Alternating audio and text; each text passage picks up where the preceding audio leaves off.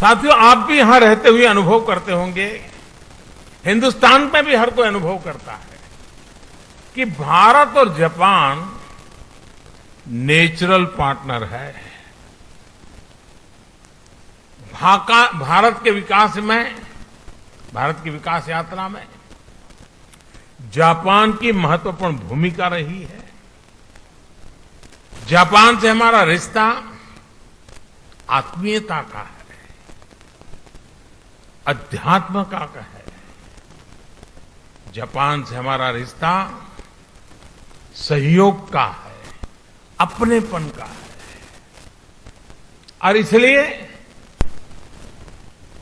एक प्रकार से इस रिश्ता हमारा सामर्थ्य का है, ये रिश्ता सम्मान का है, और ये रिश्ता विश्व के लिए साझे संकल्प का भी है। जापान से हमारा रिश्ता बुद्ध का है, बोध का है, ज्ञान का है। हमारे महाकाल है तो जापान में दाइकोकुतेन है। हमारे ब्रह्मा है तो जापान में बोनतेन है।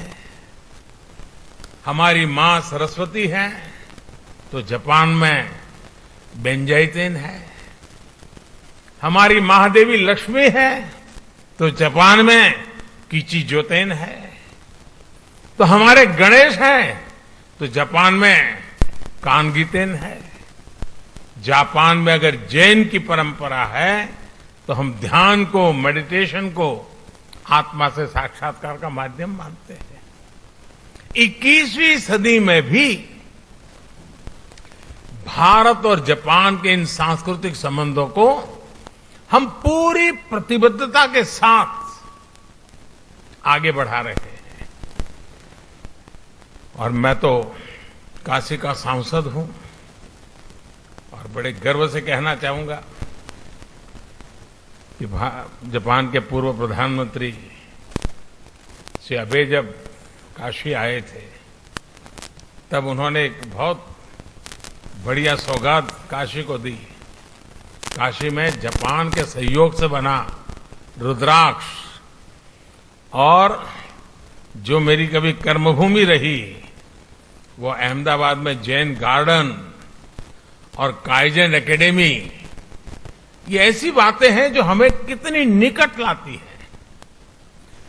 यहां आप सभी जापान में रहते हुए इस ऐतिहासिक बंधन को और मजबूत बना रहे हैं और सशक्त कर रहे हैं।